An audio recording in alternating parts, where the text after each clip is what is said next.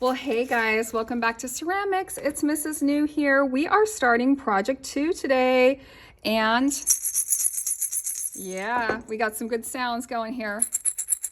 We are going to be making some clay shakers, some clay rattles. Ooh, that one's got a light sound. What about this one? Ooh, hopefully you can hear that in the video. Let's look at some examples of this project. Now you can go pretty complicated here. These projects can get a little bit bigger than your clay creatures. You can look up pictures online of different ideas. Maybe you want to do something that's an animal. Maybe you just want to do something that's an interesting design like these. One thing I am going to ask for this project is that you are carving in designs and adding pieces of clay.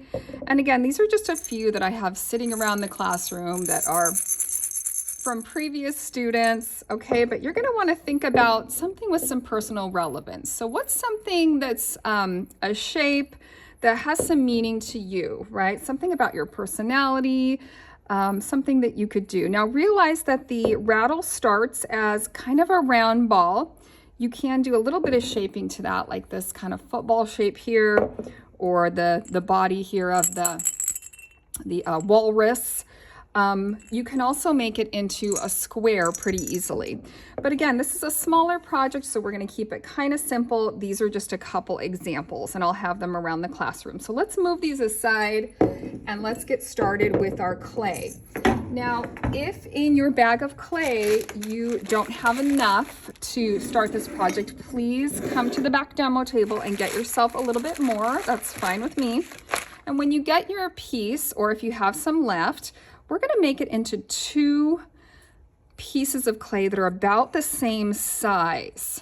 Okay, so take your clay, I'm going to take some, I'm going to leave some out. I need some extra. That's going to be for my shakers, okay, the little beads in there. So I need a little bit of extra set aside, but I'm going to make 2 pieces that are, about the same size. Now let's go ahead and make these into some little snowballs, okay? Pack it in, roll it around. Remember, we're kneading this clay. We're waking it up. We're saying, hey, we're going to make something with you. If your clay feels dry, get some water, put it on your hands, and work that water back into the clay. Work that moisture back in. You never want to take a ball of clay and hold it under a sink of running water. That's going to make it all slimy and slippery. But if you take a little water, put it on your hands, and then work it back into the clay, that works best. Now, mine are looking about the same size. If yours are not, then you can pinch a little bit off and try to make them about the same size. And we are starting with 2 pinch pots. So you guys know how to do this, right? Taking my thumb, pushing it in the middle, taking these fingers, keeping them nice and flat, and I'm going to pinch and turn. And I'm going to take my time, because it's really important that both these pinch pots be pretty well crafted before I start this rattle. Now the steps I'm going to show you today are just day 1 of this project, and as I'm starting day 1, I'm thinking about what I'm going to make this into. And I'm not only thinking about it, I'm sketching. I'm going to draw. I'm going to maybe look up ideas online if I need to, if I'm feeling stumped. But chances are, if you sit down and draw some things, I bet you can come up with an idea. What are something you're into right now? If I was to look in your bedroom and look at the walls of your room, what kind of things would I see? Is there a particular sport you play, a hobby or passion that you have, a favorite thing? And I'm going to be showing you lots of different slides and pictures and examples of this, okay? But for day 1, it's just important that you're getting these pinch pots. Now remember, we don't want them too thin and we don't want them too thick. They have to be somewhere in between, you guys. So if you're feeling down here and this feels really thick, I'm going to take my thumb and pull it up the sides and make that a little bit wider. And I am going to be putting these 2 pinch pots together. So it's going to become kind of important that they're similar in size and that the opening of both of them is about the same size, okay? So as I'm shaping this pinch pots, I'm really spending some time. I'm trying to make sure they're nice and smooth and they're looking really good. So that's looking pretty good to me. I'm also going to need some slip for this project today. I'm going to need my fork. This is what I'm going to use for scoring today. And I also need a little piece of dry paper towel. This one's a little damp, but that's okay, it'll work. And then I need my little extra clay. So what I'm gonna do now is make 20 shakers. Now, shakers are really easy, y'all. You just take a little piece of clay, roly roly, there's one. You gotta make 20 of these, at least. Now, if you can fit more in your pinch pot, great. If your pinch pots are a little smaller than mine and you're having trouble fitting 20, it's no big deal, okay? But 20 is a general rule for getting a good sound. This person, I bet you they have 20. This person, let's see. I bet you they don't, because it's not a very good sound. Now, you can change the pitch of your rattle depending on the size of your shakers. If you make these balls of clay very, very small, you're gonna get a higher pitched sound. If you make them a little bit bigger, they get a little lower pitched sound. Okay, but it's really up to you. Just go ahead, and it's kind of like soothing and mindless. Just sit here. I do them in my hand. You could do it on the table, and you're gonna make 20 shakers. Now, each shaker is going to get wrapped like a Christmas present or a birthday present in a little piece of clay, or I'm sorry, a little piece of paper towel. Boop, in the pot it goes. A little piece of paper towel. Now, why do you think I'm doing this part? Did you guess it yet? I don't want those shakers to stick together in my pinch pot. So I want it to make a sound. And if they all stick together, then they won't make a sound. So the only purpose for this paper towel is to just kind of keep them separated out. Now you're asking yourself, well, Miss New, what happens to the paper towel at 2000 degrees when it goes into the kiln? Y'all, it just burns away into nothing. So, and it doesn't hurt anything to have it in your rattle because it's inside of it. Now, all your rattles will have a venting hole. So when you first shake it, there might be a little bit of ash that falls out of your venting hole. Let's see, where's the venting hole on this one? Oh, there it is, hard to see. When I first shake it, there might be a little bit of paper towel leftovers that comes out the hole, and that's totally fine. 20 shakers, paper towel, in it goes, okay? Now I cheated a little bit because I'm doing a demo and I don't want to spend too much time, but you get the idea. Now we're gonna slip and score, and I'm gonna cheat a little bit. I'm gonna dip and slip, but I'm still gonna cross hatch, and I'm going all the way around my pinch pot, okay? And I'm roughing up that surface. Think about your Velcro on your shoes. That's basically what we're making, guys. We're making Velcro. They call that hook and loop, and that's how it sticks together, okay?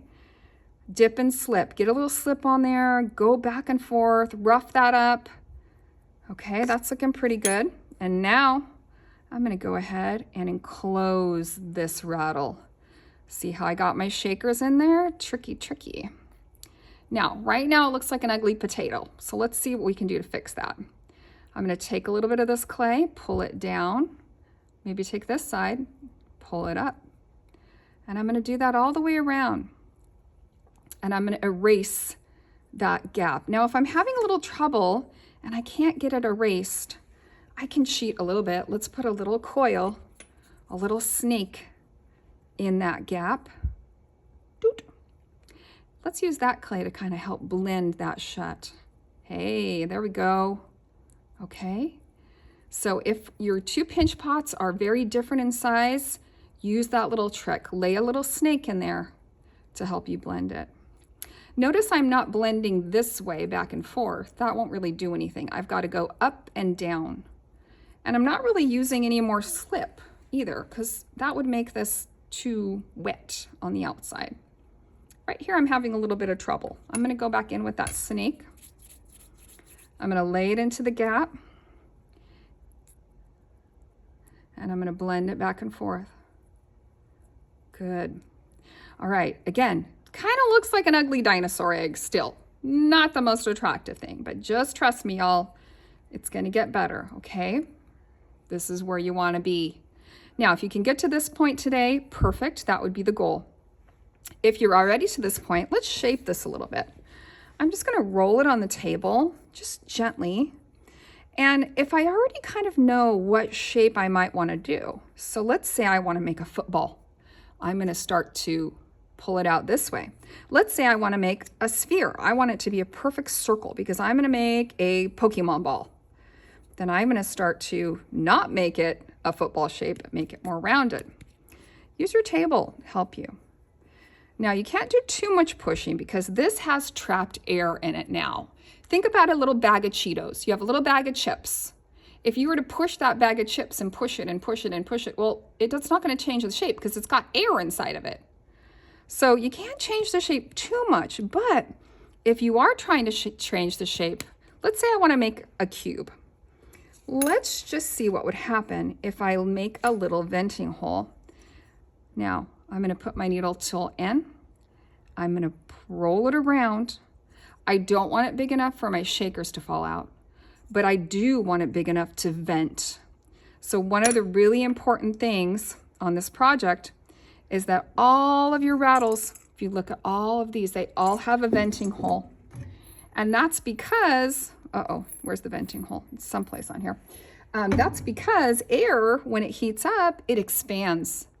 And if this air expands in the kiln and it has nowhere to go, this thing turns into a little bomb in the kiln. No lie, it will blow up. Now I'm going to make it into a cube. Watch this. I have a venting hole, so I don't have that bag of Cheetos problem, okay?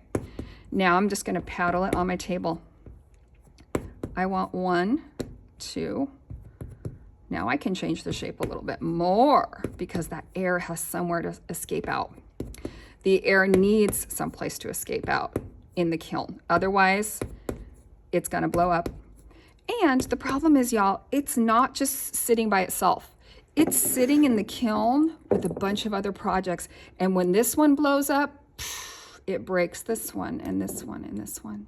And you don't want to be the person responsible for breaking other kids' projects, right? That would not be cool. So don't worry, though. I will be checking each project as I put it in the kiln. And as you put it on the greenware shelf, I will be asking you to check to make sure that you have a nice venting hole. Remember, that hole needs to go all the way through to the hollow part of the rattle. But you can see I'm starting to change the shape of it now.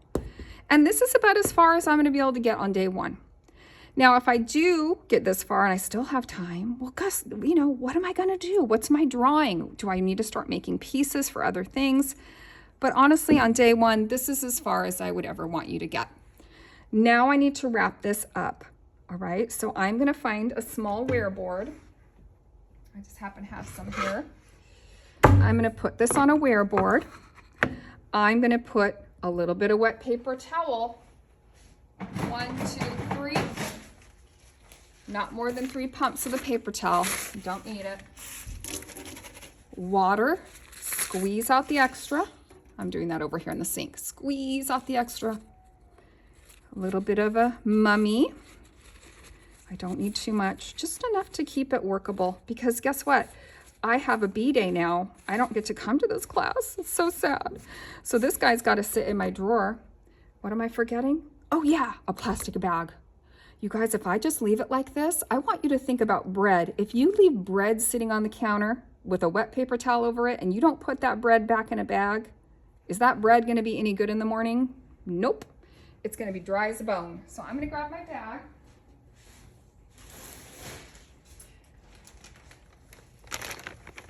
Got my larger clay bag. Just like project 1, I'm going to slide it in. And I'm not going to leave this bag open. My bread's going to dry out. I'm going to twist it shut and either put a twist tie or tuck it underneath. Get that extra air out of there. I want my bread nice and soft. And this goes in my drawer until day 2. And day 2 is where things really get fun because we get to make it into something. What are we going to create? Thanks so much for watching this video today, guys. I hope that you enjoyed it. And yeah, let's get creating. I'll see you later. Bye.